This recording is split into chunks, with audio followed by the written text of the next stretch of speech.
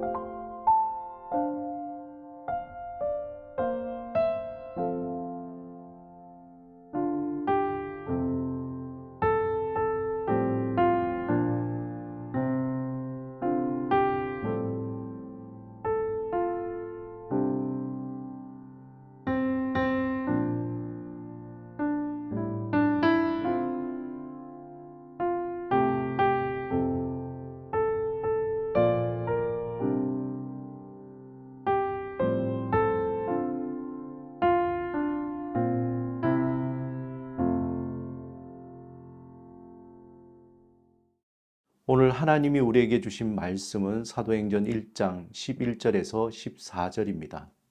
오늘 이 말씀을 통해 하나님이 우리에게 주시는 음성을 듣겠습니다.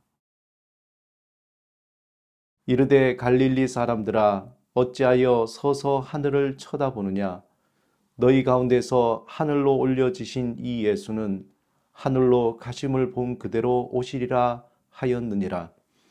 제자들이 감람원이라 하는 산으로부터 예루살렘에 돌아오니 이 산은 예루살렘에서 가까워 안식일에 가기 알맞은 길이라. 들어가 그들이 유하는 다락방으로 올라가니 베드로, 요한, 야고보, 안드레와 빌립, 도마와 바돌로메, 마테와 및 알페오의 아들 야고보, 셀롯인 시몬, 야고보의 아들 유다가 거기 있어 여자들과 예수의 어머니 마리아와 예수의 아우들과 더불어 마음을 같이하여 오로지 기도에 힘쓰더라. 오늘 아침에는 먼저 존 웨슬리의 나를 만드소서라는 기도시를 여러분에게 소개해 드리겠습니다. 선하신 주님, 과거에 지은 저의 모든 죄를 용서하시고 할 수 있는 대로 영혼을 키울 기회를 만들기 위해 매일같이 좀 더 열심히, 좀 더 부지런히 노력하게 하시어 주님에 대한 믿음과 사랑과 복종이 더욱 자라나게 하소서. 오늘 주님이 저를 이끄시는 모든 곳, 모든 사람, 그리고 일 속에서 주님이 제 마음에 항상 있게 하시고 주님의 사랑이 제 영혼을 채우고 다스리소서. 이 세상을 살아가는 동안 제 마음에 세상에 붙들리지 않게 하시고 저의 눈과 마음이 주님의 높은 부르심의 상에만 항상 고정되게 하소서. 저로 오직 이 일만을 하게 하소서. 오직 이 일만을 위해 진력하게 하시고 다른 모든 일들은 이 목적을 위해 사용되게 하소서. 주님을 사랑하는 사람들을 위해 예비하신 그 순백의 복을 받기에 적합하도록 제 영혼을 만드는데 그 모든 일을 활용하게 하소서.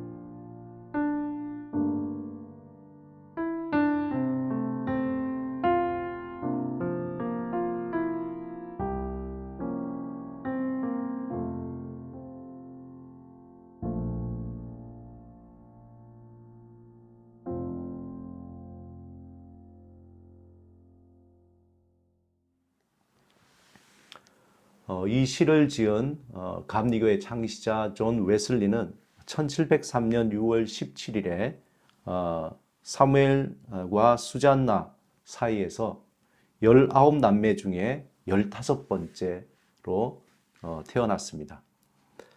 그는 1703년에 영국 웹워스라는 지방에서 출생했는데요. 그의 아버지는 설교가였으며 또 교회에서 충성된 봉사자로 섬기고 있었습니다. 또 존 웨슬레는 특별히 신앙심이 아주 깊었던 어머니 수잔나에게서 엄격한 신앙 교육을 받았습니다. 1735년 10월 14일에 존 웨슬리는 동생인 찰스 웨슬리와 함께 식민지 주민들을 전도하기 위해서 미국으로 향해 떠나게 됩니다. 하지만 그들은 2년 동안 조지아에서 사역을 했지만 그다지 큰 성공을 거두지 못했습니다. 그리고는 1738년 2월 1일에 고향인 영국으로 돌아갈 배를 타게 됩니다. 그런데 웨슬리는 돌아오는 배 안에서 그의 삶의 새로운 전환점을 맞이하게 됩니다. 그 당시 풍랑 속에 배 위에 산더미 같은 파도가 밀려오게 되고 배의 제일 큰 도시 산산조각이 나서 떨어지게 됩니다. 배는 눈 깜짝할 사이에 물바다가 되고 또 물은 가판 위로 노도처럼 밀려 들어왔습니다. 선실은 거의 아비규환으로 변해버렸고 존 웨슬리도 너무나 놀라 어떻게 할 줄 몰라 했습니다. 그런데 그 배에 있던 모라비안 교도들은 조용히 찬송을 부르고 있었던 것입니다. 존 웨슬레는 한 사람을 붙들고 물었습니다. 무섭지 않습니까? 그러자 그는 하나님께 감사한 일이죠. 하나도 무섭지 않습니다. 그러나 부인들과 어린애들은 무섭지 않겠습니까? 그러니 그 사람이 천만에요. 우리 아내와 자녀들도 죽을 것에 대해서 조금 더 무서워하지 않습니다. 존 웨슬리는 모라비안 교도들 친구인 피터 빌러의 간증을 통해서 그는 다시 한번 구원의 확신을 얻게 됩니다. 그 후에 그의 삶은 놀랍게 변화되기 시작합니다. 그래서 1739년에서 1791년에 대각성 부흥운동을 통해서 놀랍게도 그가 설교할 때면은 성령이 임재하시고 수많은 사람들이 회개하는 일들이 일어나게 됩니다. 웨슬리는 나의 교구는 전 세계요 세계는 나의 일터라는 그 구호 아래 세계 선교를 위해서 기도하고 자신의 모든 생애를 그것을 위해서 헌신하게 됩니다. 그가 전도를 위해서 50년 동안 말을 타고 다녔던 그 길이가 지구의 10바퀴를 도는 그러한 거리였고 또 200권이 넘는 저서와 그의 동생 찰스 웨슬리와 함께 525곡이 넘는 찬송가를 만들기도 했습니다. 결국 웨슬리는 89세에 나이 들어서 죽을 때에 그는 2개의 숟가락과 하나의 찻주전자 그리고 낡아 빠진 코트 한 벌만 남기고 모든 것을 다 다른 사람에게 주었다고 합니다. 오늘 본문에서 예수님이 부활하신 후에 제자들에게 자신의 부활하신 모습을 보이셨습니다. 승천하신 후에 구체적으로 베드로, 요한, 야고보, 안드레와 빌립, 그리고 도마와 바돌로메, 마테오와 및 알페오의 아들 야고보, 셀롯인 시못, 야고보의 아들 유다, 그리고 예수의 어머니 마리아와 예수의 아우들이 그 중심이 되어서 120명 정도가 예루살렘에 있는 다락방에 모여 오로지 기도에 힘썼습니다. 제자들은 주님께서 약속하신 성령을 받기 전에 힘써 기도했습니다. 제자들의 능력이 아닌 하나님의 전적인 능력을 의지하면서 전심으로 기도하였습니다. 우리는 하나님께 간구해야 할 일들이 참 많이 있습니다. 우리는 하나님께 일용할 양식을 구해야 할 때가 있습니다.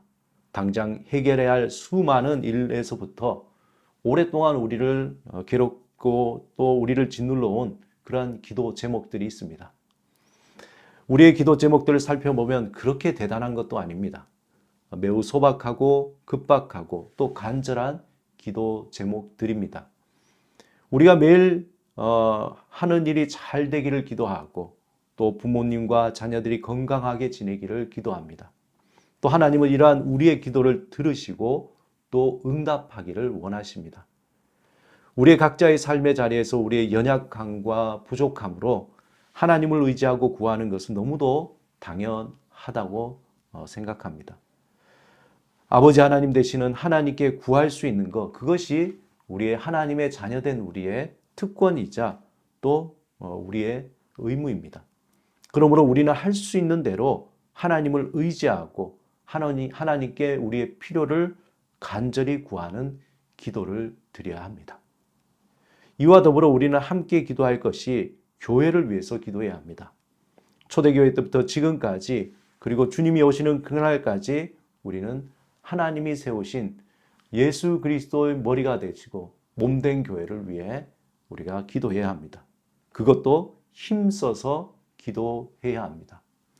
특별히 마치 기독교가 점점점 몰락해가는 이 시대에 모든 이들이 본능적으로 하나님의 그 자리를 떠나서 세상을 향해 나가는 이 시대 가운데 온전히 교회가 세워지도록 또한 교회를 통해서 복음이 전파되도록 힘써서 기도해야 할 것입니다. 사랑하는 여러분, 우리에게는 하루를 살아갈 수 있는 힘도 지식도 경험도 있습니다.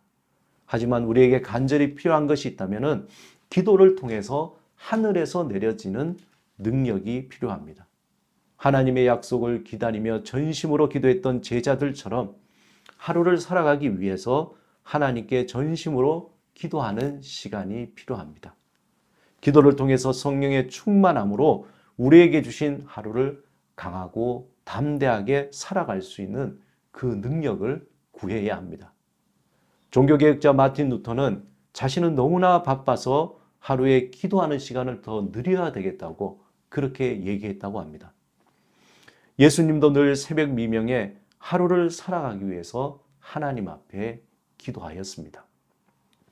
오늘 기도시의 존 웨슬리는 오늘 주님이 저를 이끄시는 모든 곳, 모든 사람, 그리고 일 속에서 주님이 제 마음에 항상 있게 하시고 주님의 사랑이 제 영혼을 채우고 다스리소서라고 기도했습니다.